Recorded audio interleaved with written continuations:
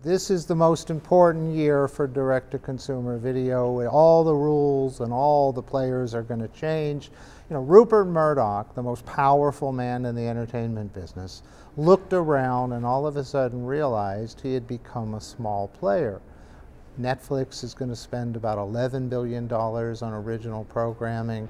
Amazon 5 or 6. Apple not even committed they want to be in this space. They're going to experiment with 2, not to mention Hulu, Facebook. So all of a sudden, all these studios that really gave their content to build Netflix and to make the originals that have made Netflix so powerful and popular, all of a sudden they realized they had enabled their competition. And now, you know, starting last year, Disney decided they were going to pool all of their content, all of their Disney and Marvel and Lucasfilm and Pixar, as well as stop making content. And we knew they were going to start their own, and their own service, Disney Plus, will premiere in December. Warner is going to pool their content. Now that they're owned by AT&T, they're going to create their own service, Universal. All of a sudden, the consumer, who for $10 a month was getting all this content from all the studios, a fantastic bargain, in 3 years may be paying $40 for the same thing. So who wins or who loses? The consumer has won till now. You know, our work shows that for people under the age of 30, only 20% of their television is live. The other 80% is recorded or streamed. Incidentally, of the 20% that's live, it's almost all sports. So the consumer has won up till now.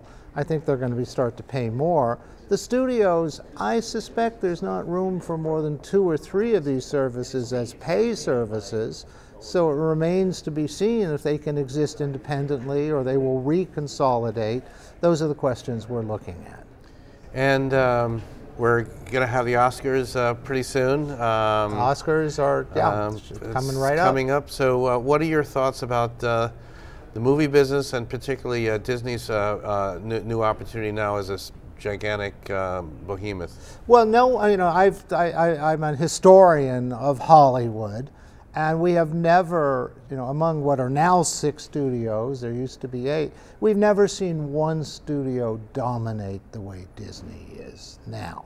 I mean, they are just, you know, with a couple of films over $1 billion, leaving, you know, the smaller studios, Paramount and Sony, almost in the dust. So, and I think if you look at the slate of Disney this year, between Dumbo, the live version of The Lion King, Avengers, they're unstoppable at the moment. But the movie business, I was fascinated by MoviePass. And even though MoviePass isn't going to be around to celebrate at the big party, they showed that there was a real love of film, and the film in the theaters. And people weren't going because it's just too expensive. A family of 4 with food is around $100. And MoviePass reignited that love, and now, you know, MoviePass was responsible for why documentaries like RBG and Welcome to My Neighborhood, the Mr. Rogers, and 3 Identical Strangers did so well. I think MoviePass is why box office was actually up this year. It's always up by dollars because that's inflation. Number of tickets sold was up 7%. So I think you're going to see the whole movie business slowly move to a subscription model the same way the music business has moved to a subscription model. Some takeaways or impressions of IAB and your personal feelings about being here. Well, I really love being here. I think it's the most important meeting of marketing during the year. I try to go as many sessions as possible. Just this morning, between Randall's overview of the direct-to-consumer economy, as well as I thought the overview of Third Love was really fascinating. So I think of this as the highest level event of the year.